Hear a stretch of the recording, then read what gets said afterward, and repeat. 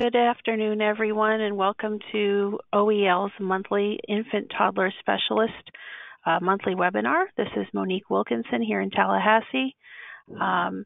We are very excited to have another excellent guest speaker with us this month.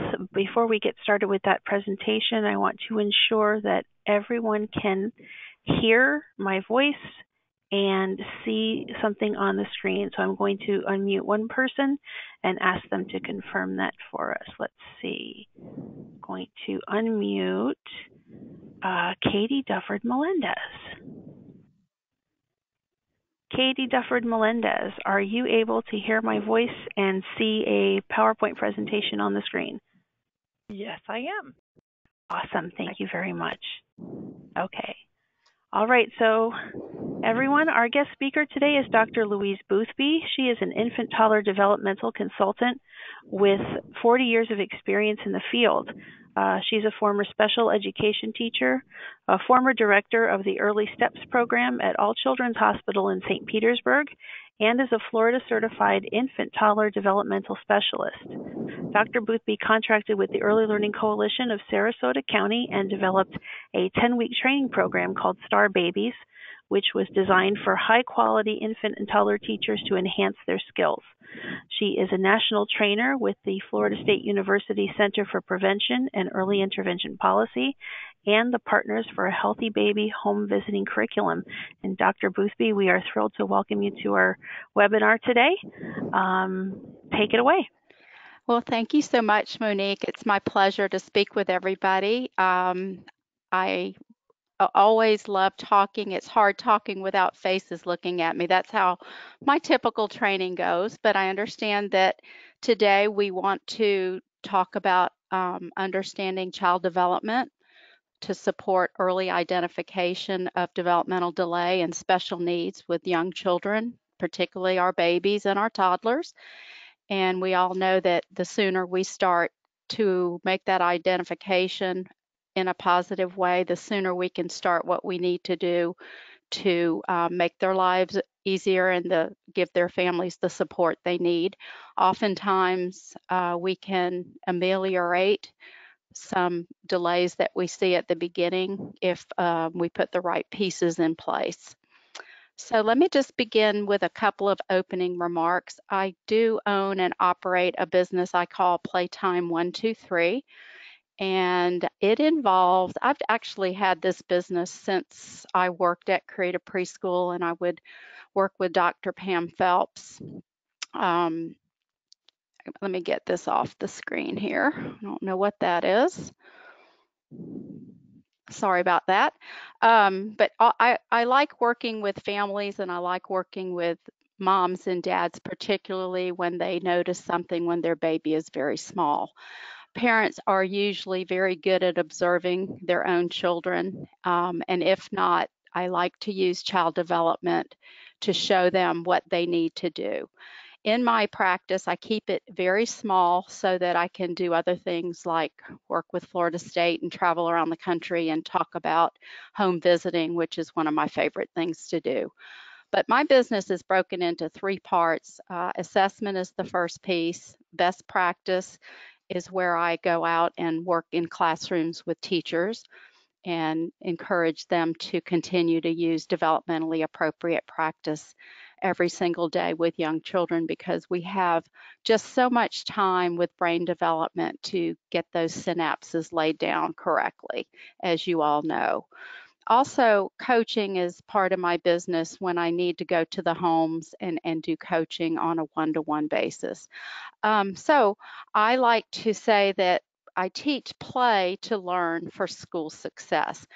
Many times I do get referrals of children who are much older, and maybe the parents didn't notice until the child got older that something was not quite right. And it's hard to, as you guys know, it's hard to make things happen quickly when they're in kindergarten already. So what I'd like to start with today, and please feel free to raise your hand, and Monique said that she will stop me if, or I'll get to a point where I can stop and ask for questions. But just write things down as you think of them, and then we can have questions also at the very end of the presentation. I like to talk about a wide range of typical development and behavior, and I use a typical child development timeline that I'm going to share with you. I also do observation of the domains and at the developmental stage of screening. I'm going to talk a little bit about near and far senses, a language continuum that I share with my families and teachers, the motivating factors to behavior of young children, a little bit, tiny bit of neurodevelopment and subsequent rates of development, milestones, risk factors, temperaments, personality types, and descriptions of social interaction as well. Now, before I make any assumptions about whether or not I'm going to refer a child or a family in particular, I like to look at all of these things. I will show you some little snippets as examples for each one, and then we will make a composite picture of the whole child.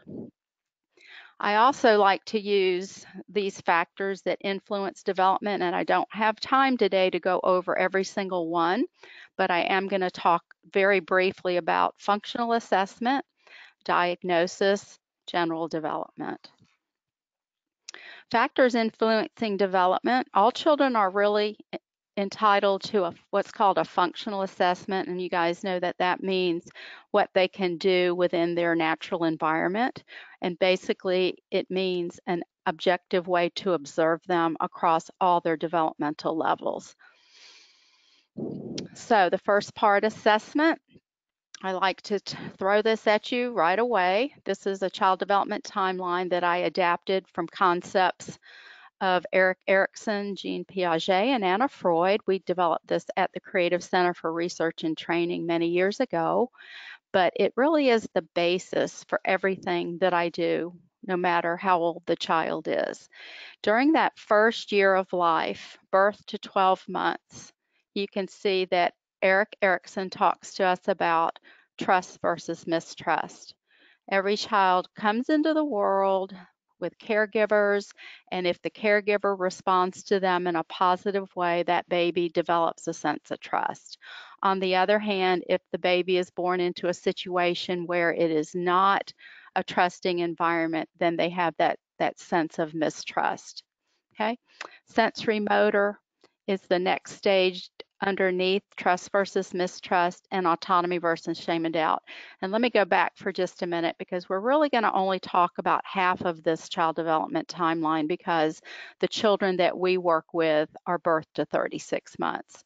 However, Erikson does talk about stages of life all through adolescence, middle age, older age, so that continuum of child development continues to happen throughout our whole lives.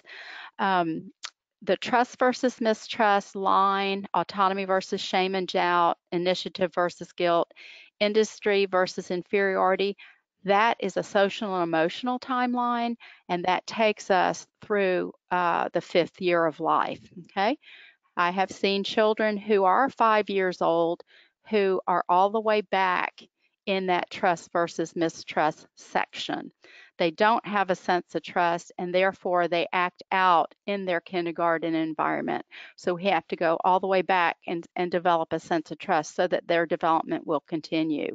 We know that if a child doesn't have a sense of trust, further development, either it doesn't take place in a normal pattern.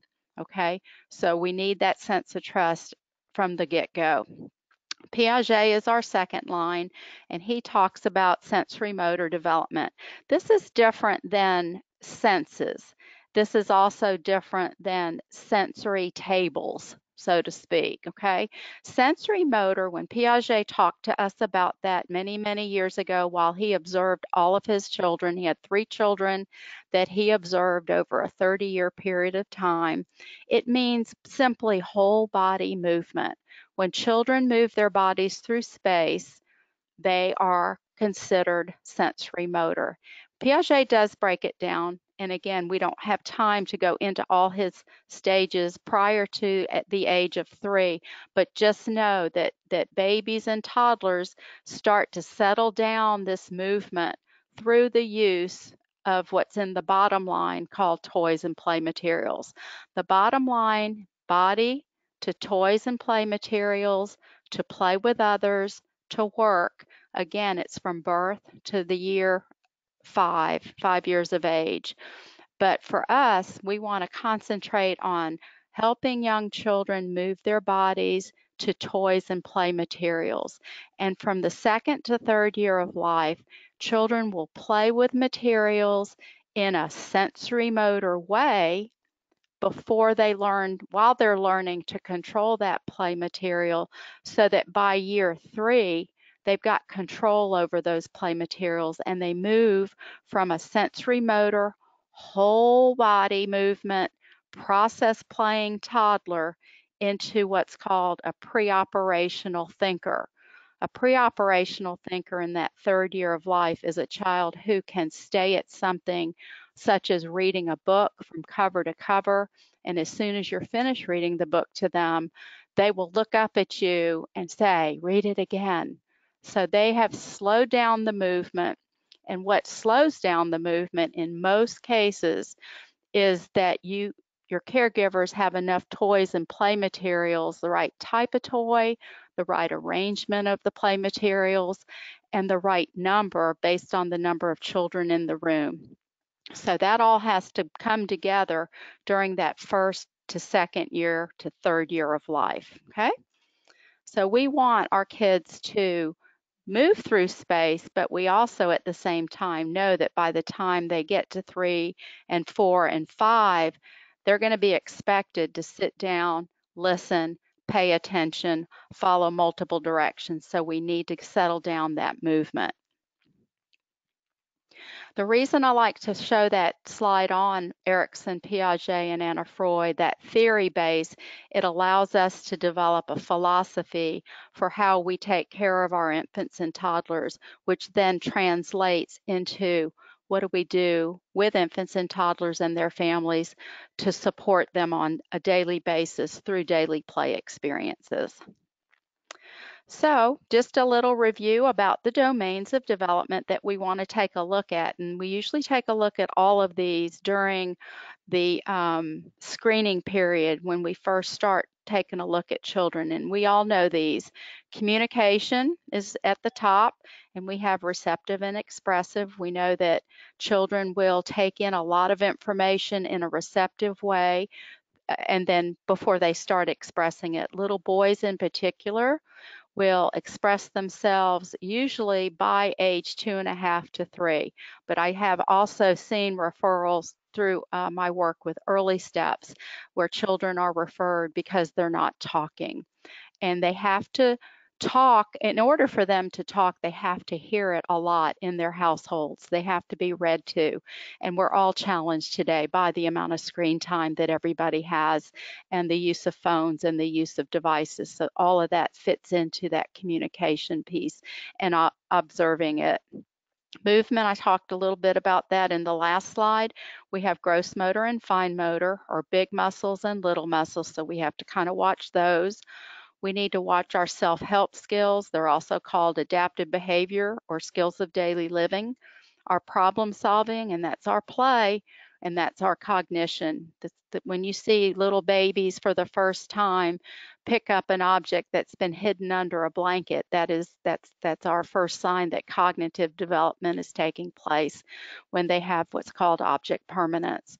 Social and emotional is a very important piece, and again, it's based on the trust that I talked about earlier. And then sensory integration, I added that as a domain of development because we seem to not have a lot of outdoor time anymore for various reasons in our society, and that's where we learn to move through space and fall down and get back up and climb on hills and dig in dirt. So we need to get back to some of that during our outside playtime so that our sensory integration is intact.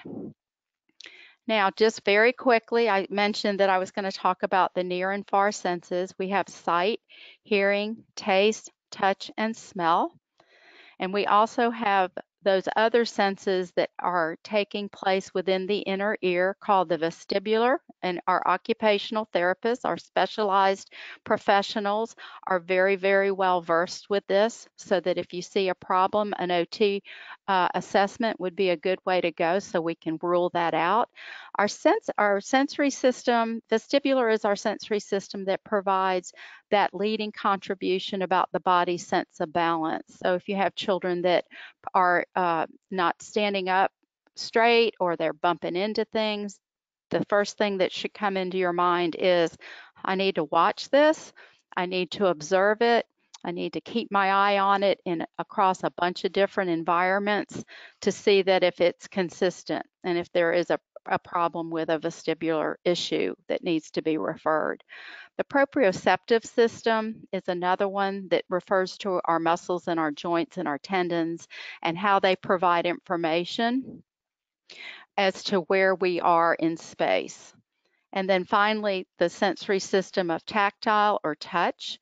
It helps children learn about their bodies and the environment. In these near and far senses, it's always good to kind of keep in the back of your mind, is a child oversensitive? If you touch a child gently on the hand while you're reading a book or you're playing a game, do they flinch? Do they pull their hand back? Over a period of time very consistently, then maybe they're hypersensitive to touch.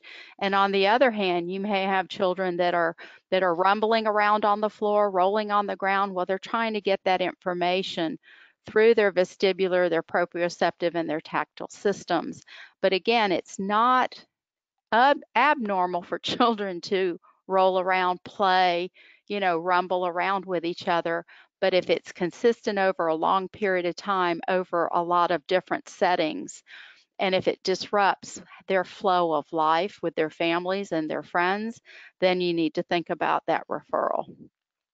Okay, so now we're still observing our children and we're still looking at them across all these different factors that I mentioned at the very beginning to get kind of a composite.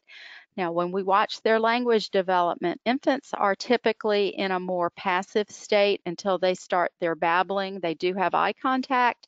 They do watch our faces. They're gathering information from every one of their senses.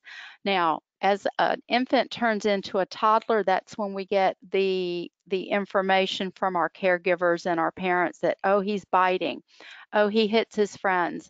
But I want you to look, because at age 3, that physical aggression actually turns into, you're stupid. They say things to each other that are not very nice. And that's where parents will say, well, he called me such and such last night. And if you look at the next stage on the language continuum, they are making steps up. Physical aggression, no, we don't put up with it. We have to learn to teach them how to keep their hands safe. We have to teach them not to say things that aren't nice to other people.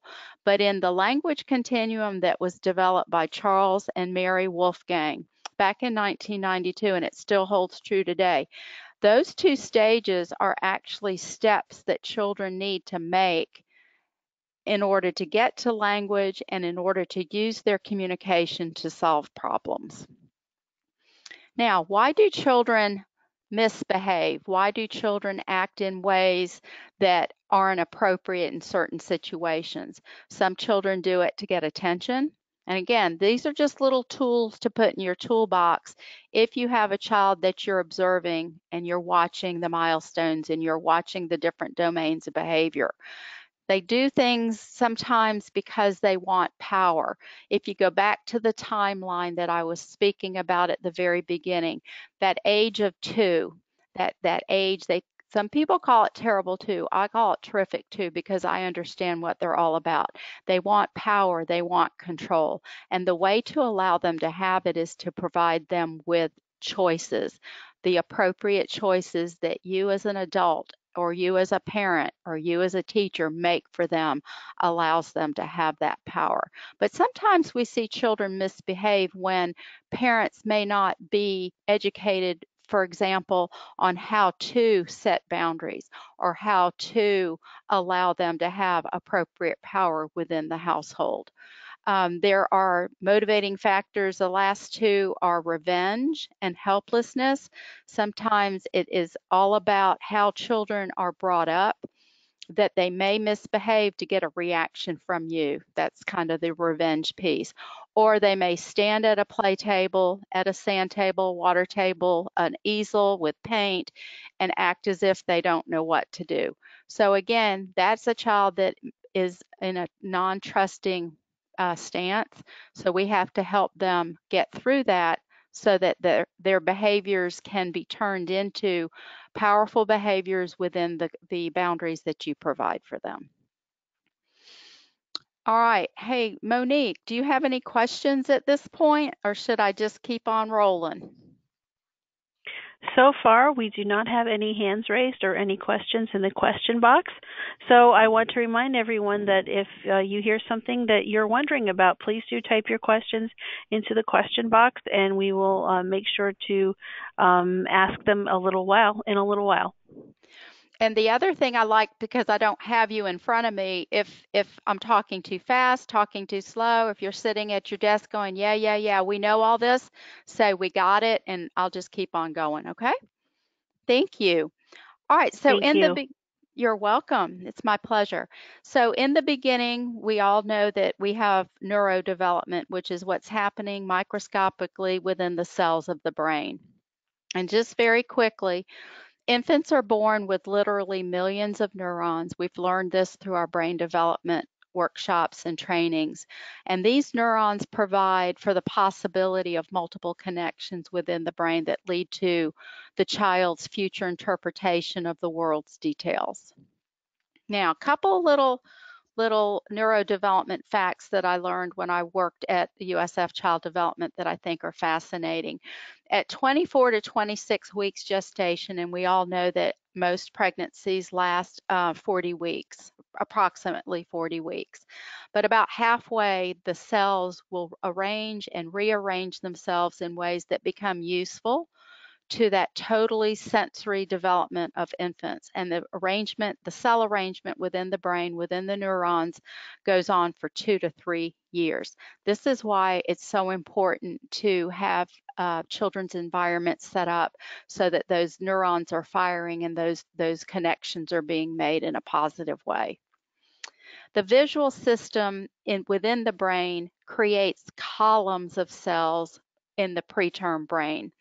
This is stimulated further when the baby, the neonate, receives light through their eyes for the first time.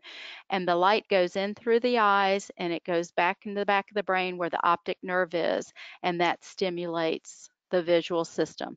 Do they see very clearly? No. It takes a good 6 to 8 months for the vision to, the acuity, the clearness of what they see to change. But if an infant is born too early, this process of creating the columns of cells to see later in life gets disrupted, and that time is prior to 31 weeks. So that's why it's important to know, is your baby a preemie? Were you full term? What was the gestational age? And just for your information, if it's prior to 31 weeks, let's make sure we do what we need to do to get our eyes checked very well. On the other hand, the auditory system is clusters of cells that are created in the preterm brain, and this is further stimulated after birth by the sounds in the neonate's environment, what they hear in their homes. And if the sounds and the noise in the baby's environment is too loud, it can actually disrupt and interrupt the clusters of cells that are developing within the preterm brain. So this is another important piece. This auditory system continues to develop for 6 to 9 months past birth. Think about that for a second. Have any of y'all ever been to a football game where it's very loud and people have their little tiny babies with them? This is why Michael Phelps at the swim meets at the Olympics had his little infant son with the headphones on his ears, because we know that preterm brain, those clusters of cells that turn into the auditory system in life, they develop for 6 to 9 months out. So just to conclude, a little synopsis here of all the different 5 factors that influence development. We first said assessment was one, that all children are entitled to a functional assessment. All children also have a diagnosis relative to how their brain has developed. And most infants are born perfectly normal, but 3% of the general population will be diagnosed with disabilities. That is damage to their brain that is irreversible. So remember, at the very beginning of my presentation, I said there was a very wide range of normal development. So think about that when you look at 3% of the general population will have some kind of damage to their brains that's irreversible. But most children, 97%, are born perfectly normal. So we need to look at all those different factors that we're putting together here before we make a referral and decide if a child has a developmental delay or a disability. These are my 2 great nieces when they were first born. This was in the first 3 months of their lives. But for the first 3 years, for every month of age, there should be 1 month of progress. And if there's not, that's when we have to kind of step back and take a look. Ask the pediatrician, have the parents ask, or the caregivers ask the parents to find out who the pediatrician is. Are we doing ages and stages screenings? Are we making progress within this typical rate of development as it should be? And then we have general milestones that we look at for infants, and we need to see these at certain periods of time. Sorry about that. Let me go back. Usually that conversation, sound making and conversation taking takes place very early, 2 to 3 months. We start seeing them making little cooing sounds, little gurgling sounds, babbling. And then when you gurgle back, they look at you and gurgle again.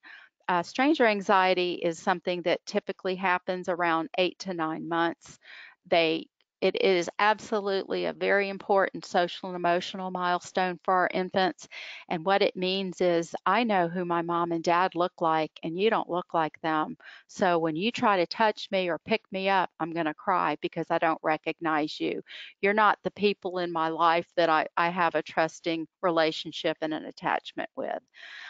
Babies, as they get older, I've talked already about object permanence. 3 to 4 months, I've seen it as early as 2, where you hide or partially hide an object and they quickly reveal it to you.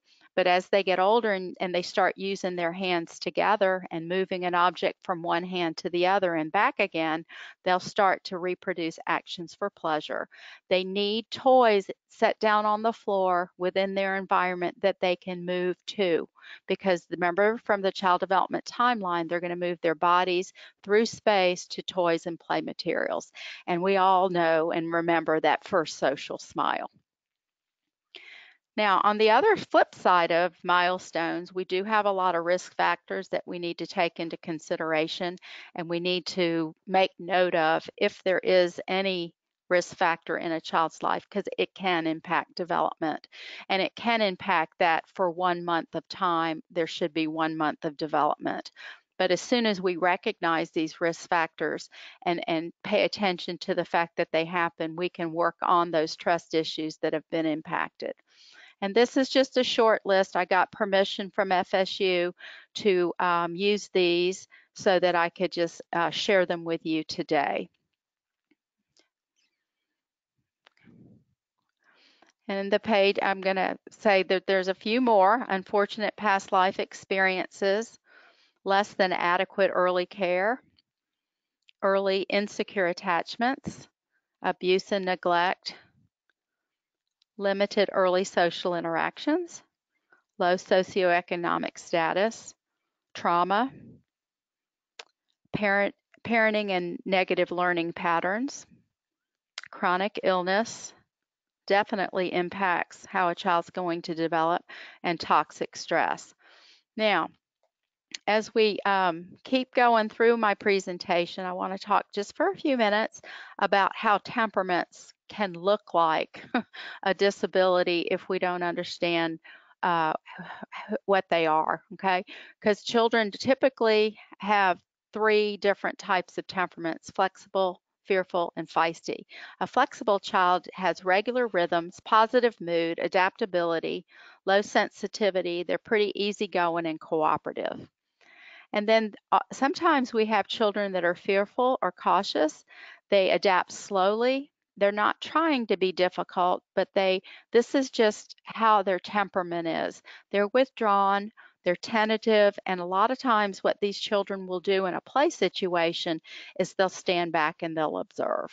They'll just watch, and you can coax them all you want, but until they feel safe and they feel ready, they they will not come into the play no matter how much cajoling you do.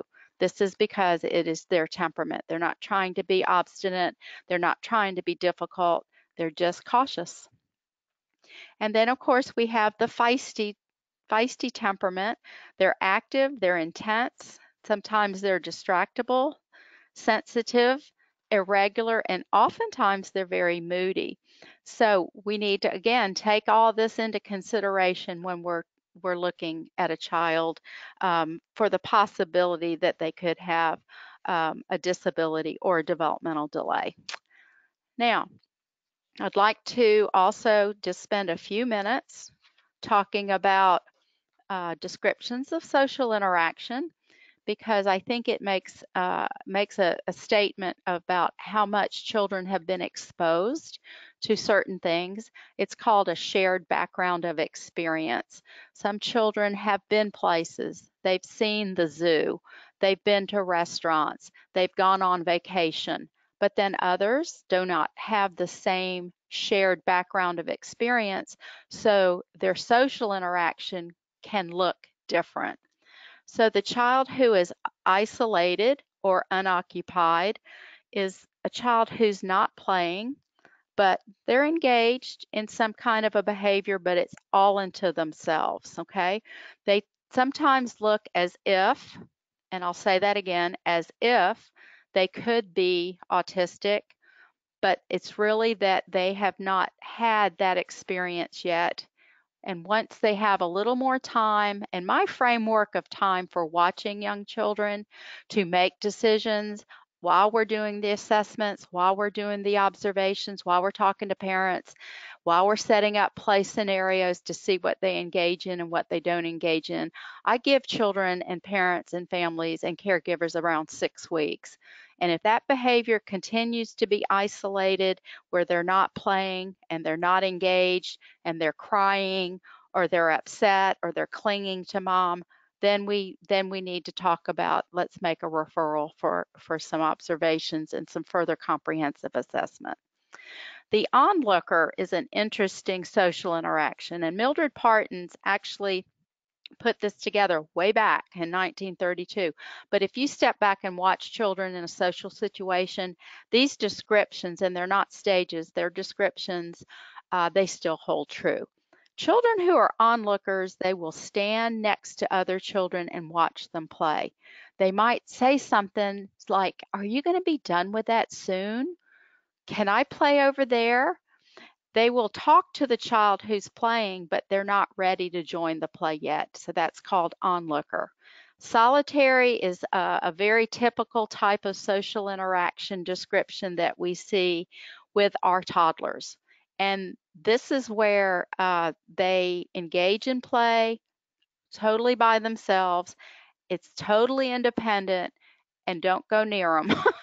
They don't want you to come near them. They're playing fine. They can't share at that age. We should not expect them to. So solitary play is our our issue if we try to force it into, you need to share with your friends. No, I'm 12 to 24 months or 24 to 36 months. At that young toddler age, 12 to 24 months, they really need us to know that if you have 8 toddlers to take care of, then I need 8 spaces for them to play with that are solitary spaces, okay? You can start to move them into parallel play if you have a water table where one can stand on one side and one on the other, and they can play with the same types of materials. But for heaven's sakes, there can't be a blue scoop and a red scoop in the same water table, because they're single focused at this age. Toddlers are just focused on one variable at a time, so that you need to have things that are the same color so that they don't try to take it away from each other, and then you have your problems.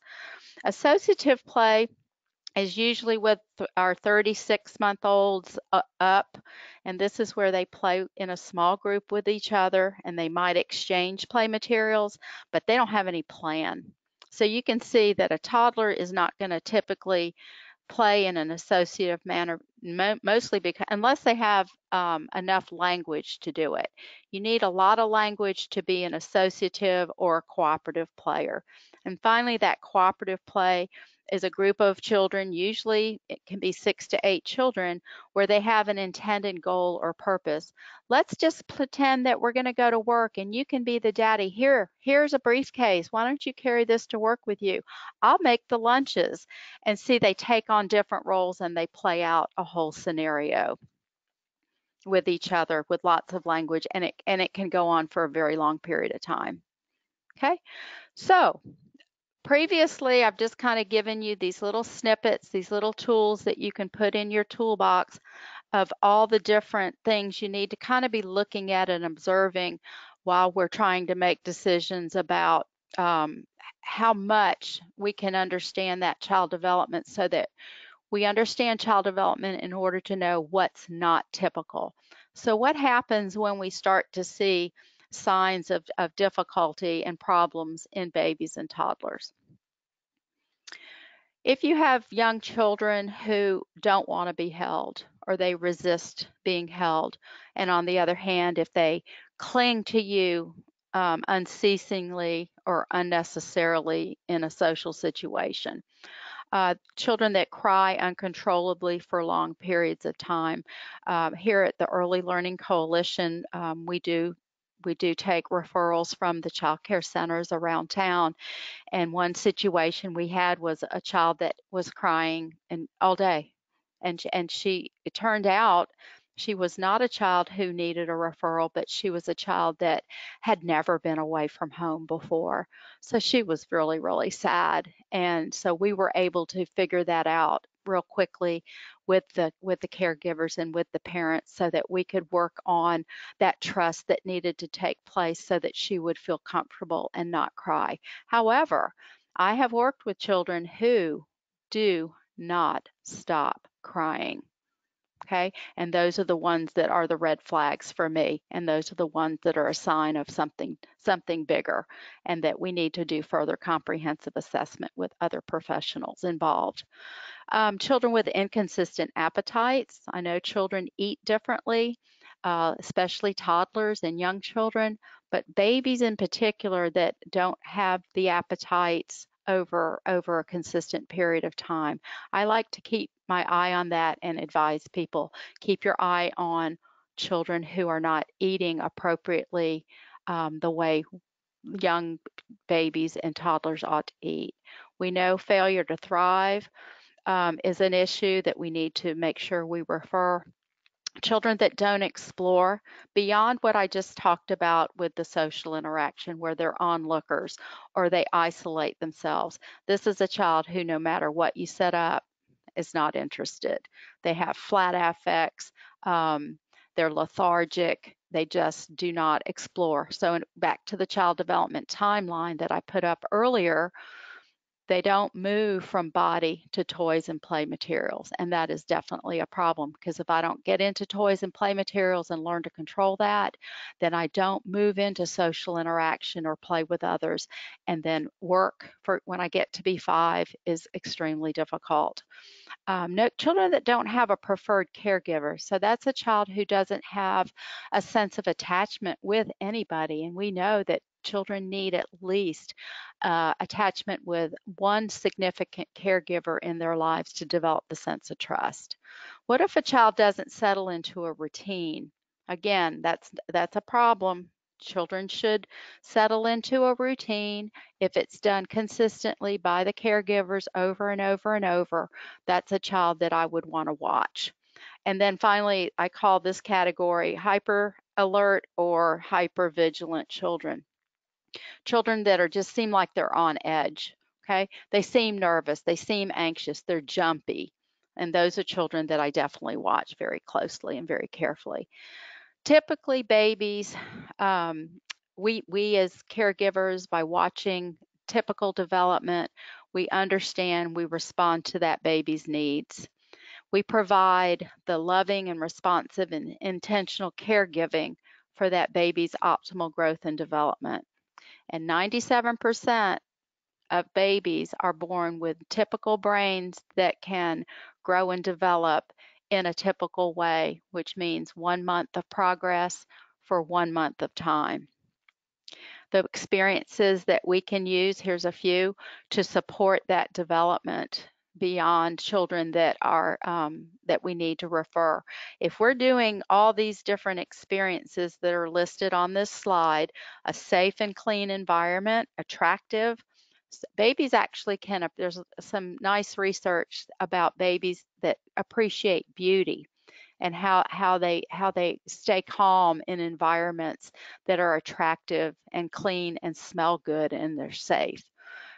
Environments that have respectful, loving, and responsive caregivers, adults who recognize and pay attention to their cues. There's materials and play materials that are excessive and things they can interact with, including our faces and our hands and our bodies. Caregivers that sit on the floor with children and play with them. And of course, I always go back to that child development timeline. Adults who understand that timeline and how children develop do a great service to our children. So this is why I constantly teach child development to folks. Our little children need individual routines and schedules, intentional variety of materials and creativity, trusting relationships. And again, this is a piece I like to add, adults who know themselves. If I know myself, then I know what I need. So if I know what I need, I can take care of myself. And if I can take care of myself, I can take care of infants and toddlers. So it's that responsive dance. It's that serve and return. It's the eye contact. Look at this one's eye contact with the caregiver who's feeding her. Okay. And she's talking softly to her. So there's that back and forth, that dance that we call it, of attachment between a caregiver, parents, and their young children. So I'm going to start wrapping it up just a tiny little bit. We need to go and start where the child is developmentally. So I'm sure during the course of this presentation, you have thought of children that maybe you're thinking about, you're worried about, you wonder what to do about. Take yourself through all the different tools that I put into your toolbox today, and just make sure that you're starting exactly where they are developmentally. Okay. And there are diagnoses that are related to 3 different types of developmental delays. One is a delay, one is a deviance, and one's a disassociation. And I'm going to go quickly through these just so you know that there are diagnoses do look different. And then when you go to a professional developmental specialist or a developmental pediatrician, speech therapist, OT, physical therapist, they will differentiate these for you. A delay is a significantly slow rate of development across all or very specific domains. A delay means a child who's not doing these things that I've listed. They're not alerting to sound or orienting to voices. They aren't soothed when they're picked up. They don't show evidence of a social smile. And you can read down the list This is the delay in a child. They should be making marks on papers. They should be scribbling. They should be starting to name different colors, manipulating their fingers and transferring objects, reaching and grasping. So that's not what I'm talking about. A delay is something that has happened where they're not making that month of progress for a month of time. Now, a deviance is different. Deviance means that the pattern is abnormal or atypical. So deviance means a child who's not talking, but they can understand words, so they might need speech therapy. A child who's walking, but falls easily or frequently bumps into furniture or people. They may need the physical therapist to take a look at them with you. Or a child who's not using their hands appropriately, reaching and grasping. Maybe they're using one side of their body better than the other, and babies and toddlers' bodies should be used in a symmetrical manner. Symmetrical meaning whatever they do on one side should be fairly equal to what they're doing on the other. But if you see a discrepancy in that, it's definitely time to make a referral because that's not typical. Disassociation is one of the most complicated types of delays, and it's a situation where two streams of development vary significantly in their rates. So, for example, a child who disassociates means they're able to use their hands and their fingers well, but their movement might be lacking balance, symmetry, or quality. Or a child who's able to think and talk at the same level, but both are lower than where their chronicle age is. Remember, I said start where the child is developmentally. So if you've got a 24-month-old, but they're thinking at 12 to 18 months and talking there, you've got a disassociation that really needs to be looked at by professionals, other professionals. Or finally, a disassociation means a child who's able to communicate but unable to relate to his peers socially and might have trouble controlling their personal space or what's called third-party entry. When a child is not able to come into a group easily, then we need to work on that again with some assessment and further comprehensive evaluation because we want to rule out any social and emotional problems. So that brings me back to step one, which is that child development timeline that I started with at the very beginning. I suggest when I work with my students and my parents that they tape this up on the refrigerator, tape it up in their classroom, because when a child is starting to have a little meltdown, it may not mean that they need a referral or to a behavior specialist. It might just mean that the toys and play materials are not set up correctly. And if it's a toddler, it needs to be set up so that there's enough for every toddler to have the right number, the right amount, the right arrangement of play materials. So I suggest that we keep this in front of us and know that there's lots of different child development theories, but these are the ones that we chose to use to help us to develop a philosophy for how do we take care of our infants and toddlers on a daily basis so we can give them the best shot that they have during those first 3 years.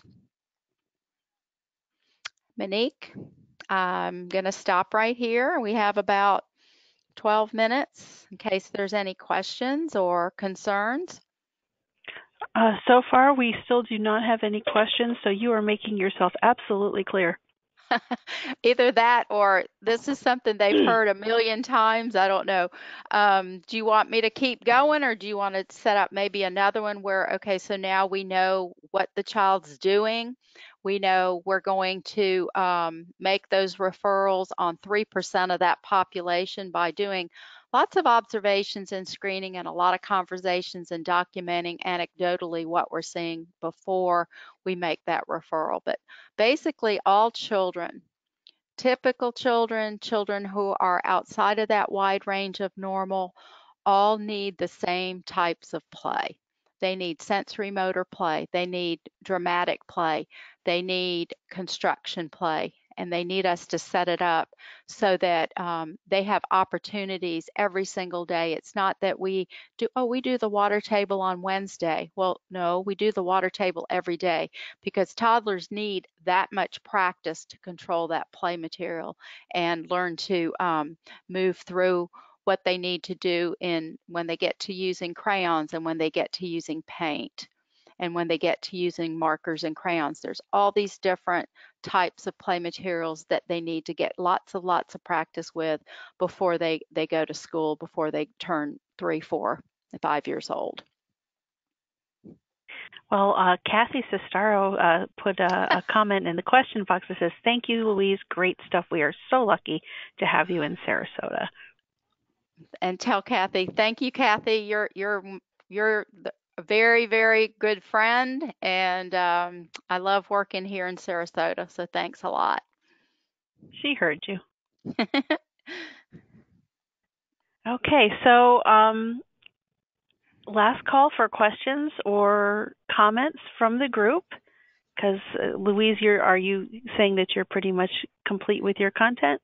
I'm pretty much complete with this. Okay. Yeah, this piece of the content where we're talking about how to look at child development and all those other little tools that I gave you before we make a referral on whether a child is going to be referred for developmental delay or special needs, because all children are going to follow their own individual pattern of development, but the difference between children with disabilities and children who are typically developing, they all go through the same stages.